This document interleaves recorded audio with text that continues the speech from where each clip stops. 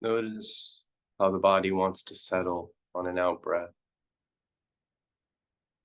and just get out of the way. Let it sink into a sense of heaviness. Heaviness pools like a liquid. It'll pool to the right or the left, backwards or forwards, or it'll feel airy and generalizable like an achiness.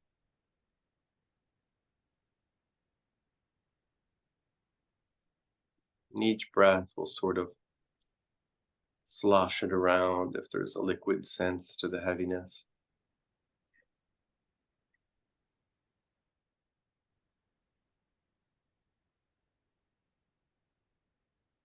Can feel stormy like a unity between a heavy ocean and the storm above.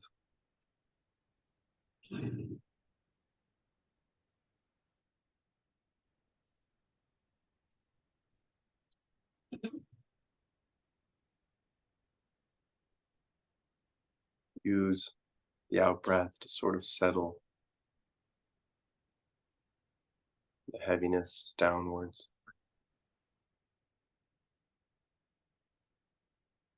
Or if it's a warm sort of heaviness, you may enjoy bringing it upwards. You can play with perceptions of sensations. And use them as skillful means, fabrications to release suffering, agitation, unsettledness.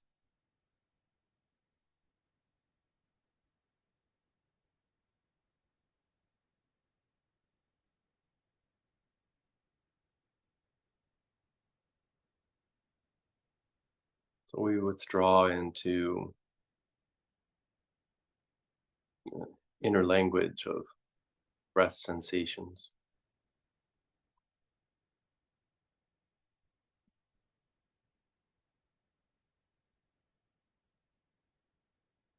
Mm, Body mind's always chatting about oxygen and flow and sharing or not sharing of flow and oxygen.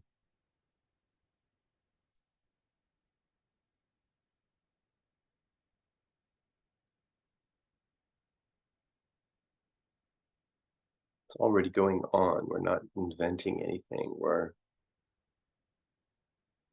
using words to wake up to what's going on in our inner breath experience.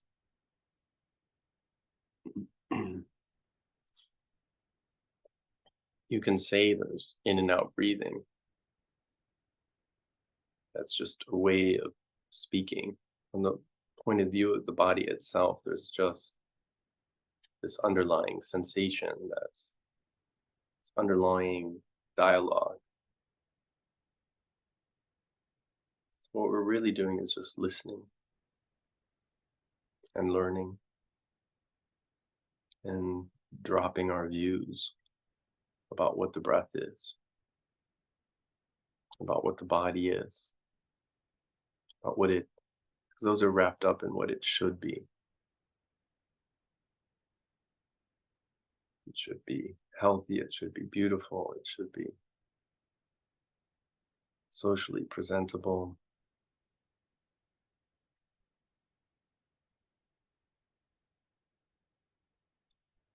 And when the mind lands on that truer dimension of, you can call it authenticity,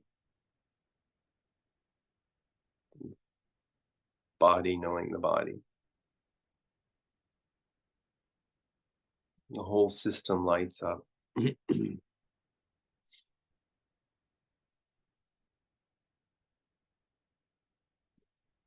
It can be really cool. There's no sense of here or there in that authenticity. No need to go anywhere else. No need to travel. You just have to step outside of shoulds and wantings, the pushing and pulling that are brought about by too much selfing, getting caught in our heads.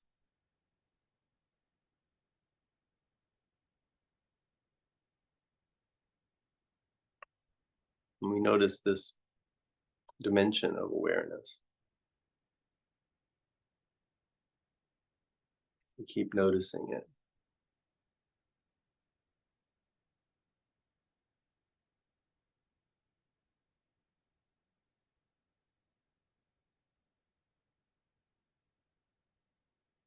The longer we stay with it, the longer we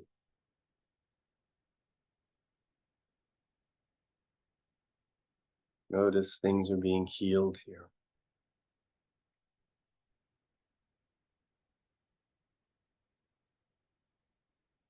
But we really don't need to ask what's being healed or how, why. So we can't be here and ask a ton of questions at first. It just pulls us back into the head.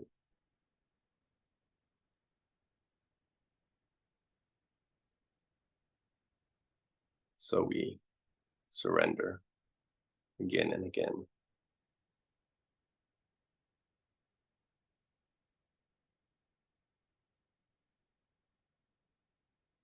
Until we notice it's the only game in town.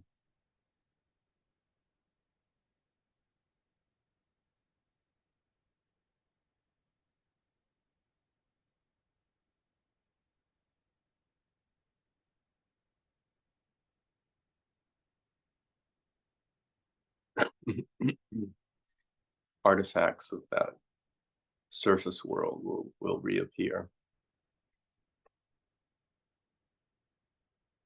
They're like surface images that get cast down into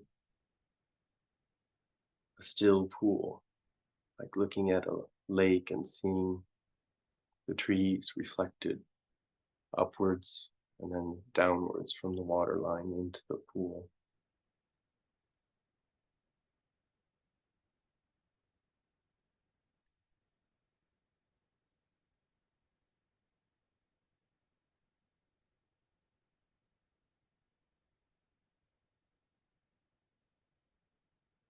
So an image of the body pops up, or a thought.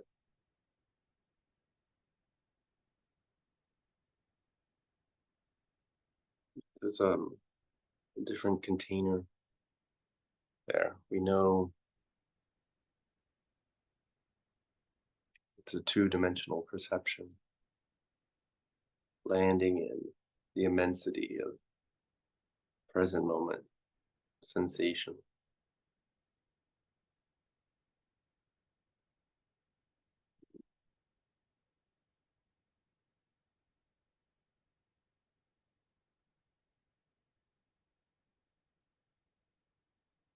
We lose interest in the world of reflectivity.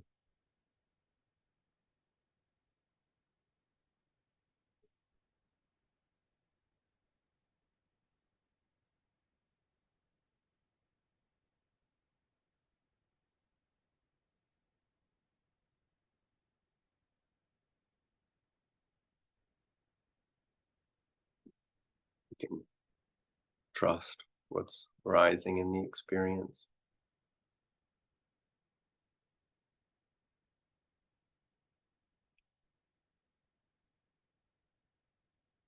Mind stops questioning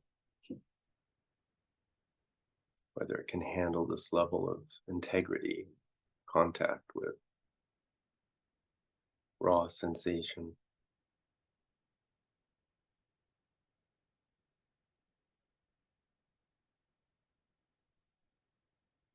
Mind has to realize slowly that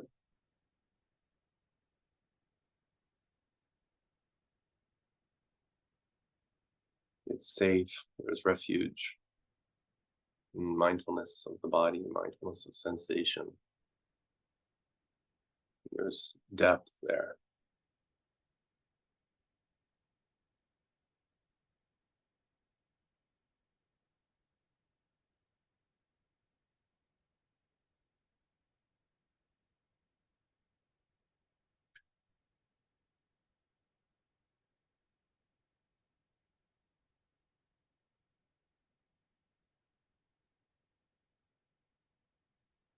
Mind really doesn't have a role to play here, and the ego hates that.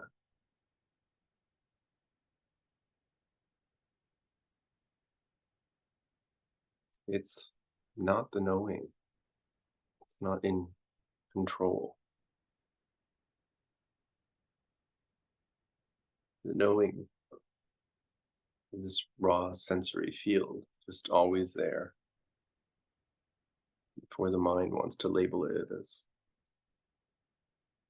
sadness, grief, or joy.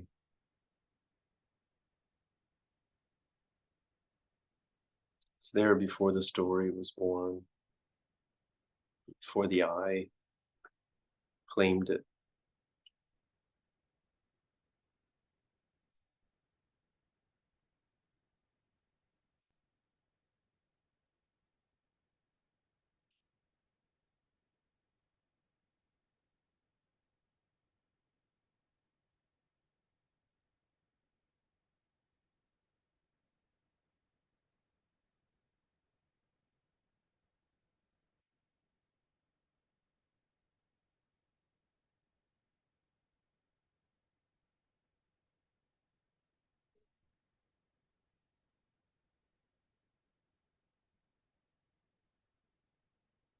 There's no space. Mind is not space.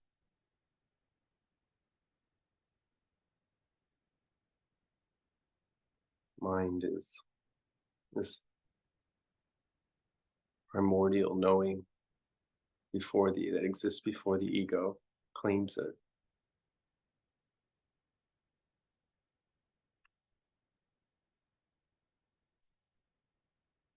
It's just not space. It's a good middle ground to notice earth, air, water, fire, sensation arising in space.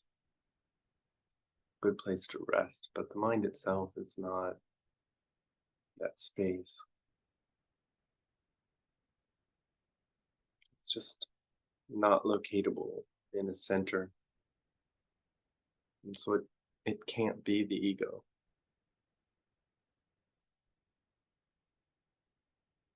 The perception of space just tricks the ego that it can be located, that it can locate a knowing. And this trips up advanced spiritual practitioners all the time. Sense of infinite formlessness. Just another impermanent perception. But there is a sense of space that's healing, that allows perception that sadness might be just earth and water, fire element, in a specific combination folded in the heart. And space will help it dissipate. But once we do that work and everything's balanced again, we have to do a little more work and question what's beyond.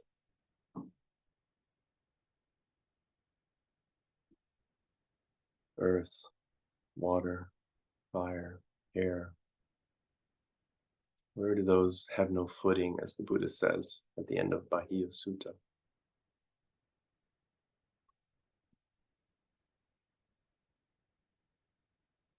First, we have to come to the point that identity is born out of these elements, these elemental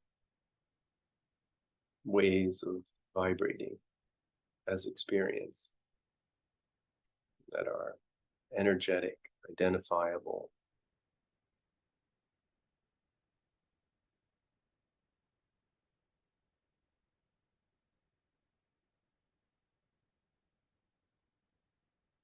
Yeah, we go beyond that field. When we encounter space, we can feel fear. It feels like all I've ever known is this sensory field, and I've just been pretending I can chop it up, turn it into an emotion, a thought, sense of identity. So it doesn't hurt to ground here for a while,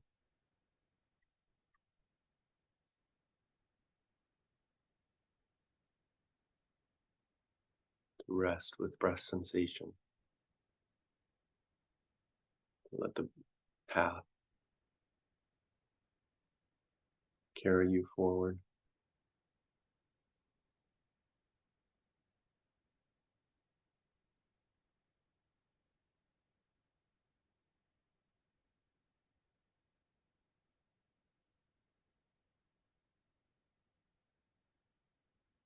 If you want to go farther,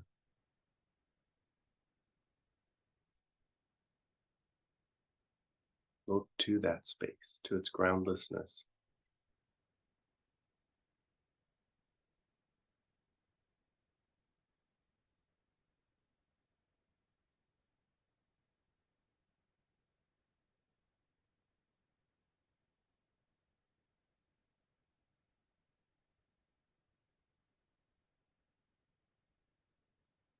How does the mind create a narrative about controlling that, except as a spiritual identity that touches infinity and finiteness at the same time?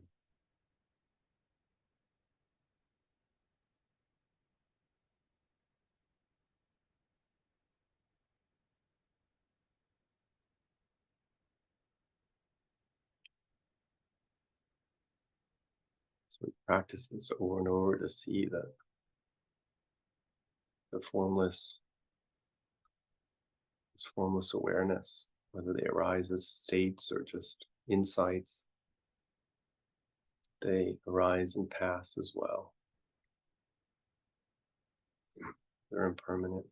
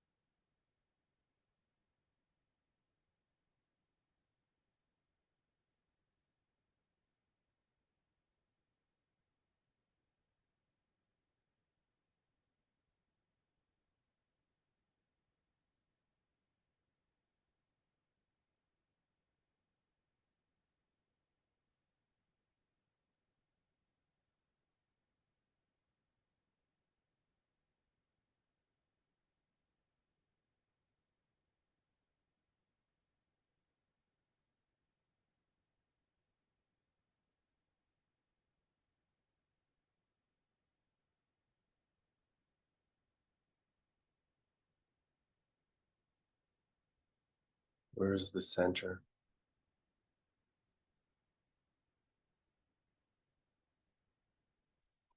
Happens when there's a feeling. This is where it's all coming from, to the belief underlying that. It's covering over the perception of what actually is arising. Keep questioning those thoughts.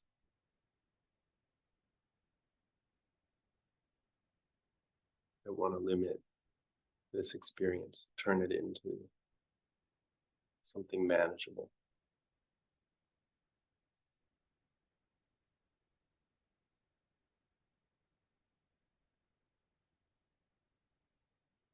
Spunky says there's nothing to manage in the unborn. There's nothing to manage.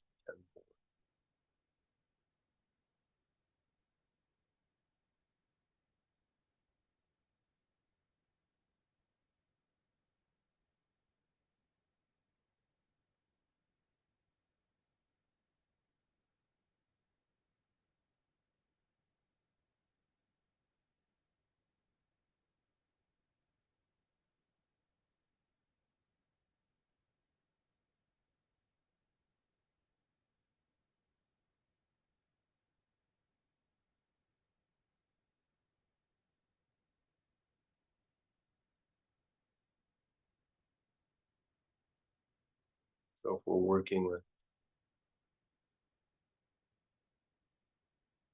awakening energies through meditation, we wean our way away from thought through sensitizing ourselves to the truth and authenticity of what's arising in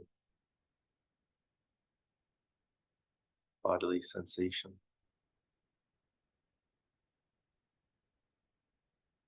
and away from our normal attunement to perceptions and concepts and thoughts.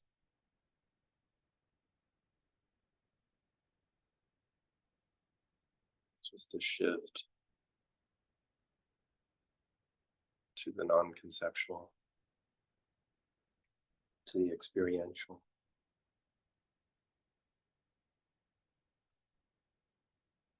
We shift through space, consciousness, the experiential,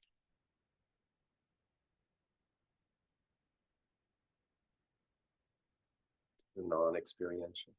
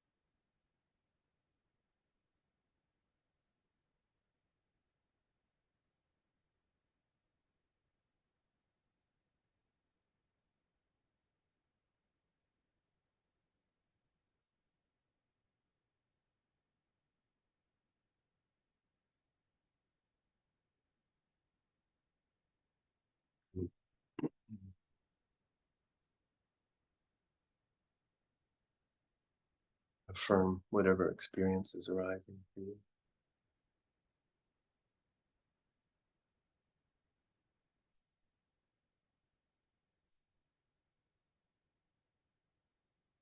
Knowing the mind is distracted is liberation from the mind is distracted.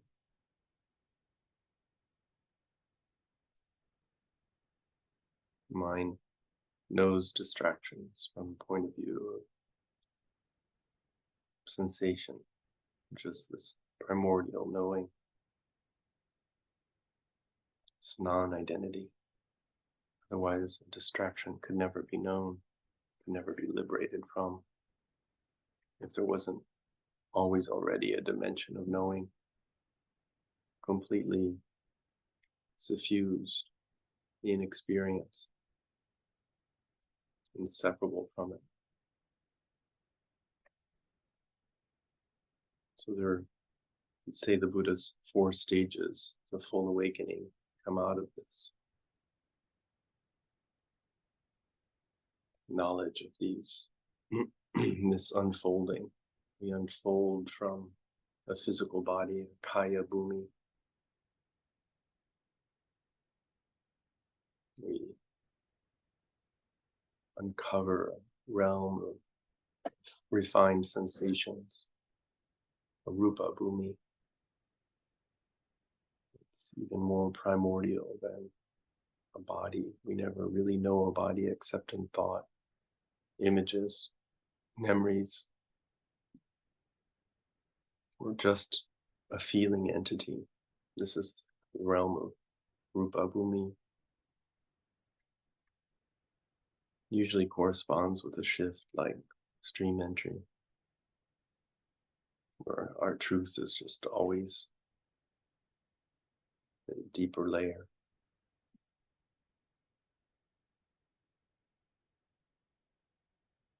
You could say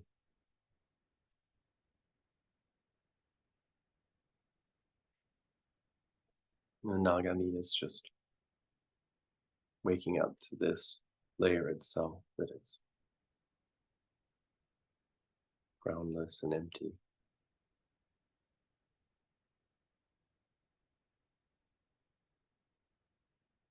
It's just this knowing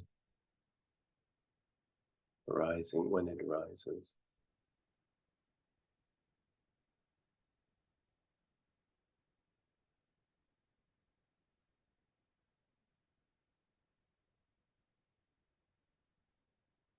Even that perfect knowledge of impermanence and suffering empties out. You go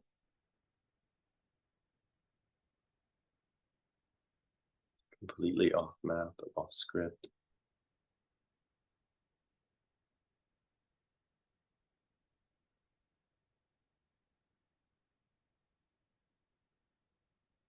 We also see there was never a hierarchy of better or worse. These aren't really layers and boomies, dimensions. It's an empty dimension to experience.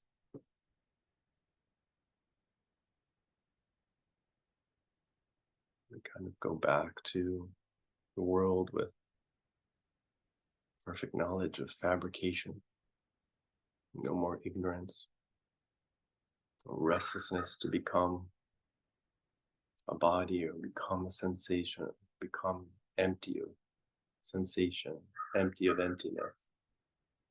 These are all just, they've always been there. They were there when you were a child. They're there after full liberation. We bodify, feelingify, we unbodify, we unfeelingify. We become one with everything and not one with everything. It's all just arising.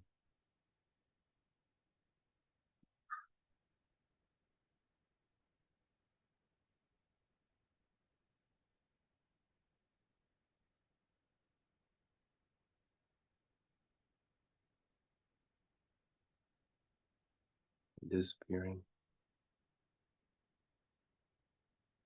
So you can hold on to that if you want to hold on to a path to full liberation.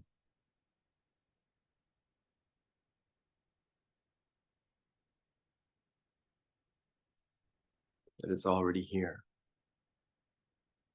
There's nowhere to go, nowhere to be, no one to become.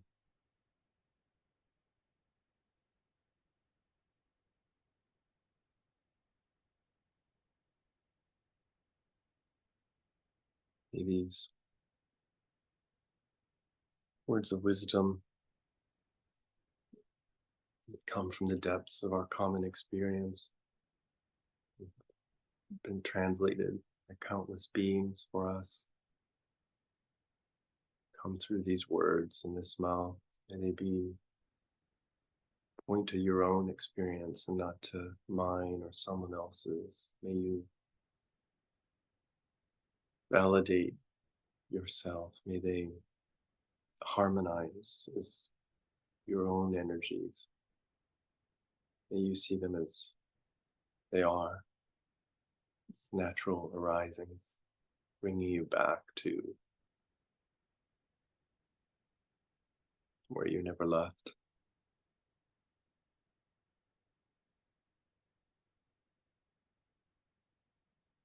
May all eyes open and see the truth of non-suffering. May all beings be free.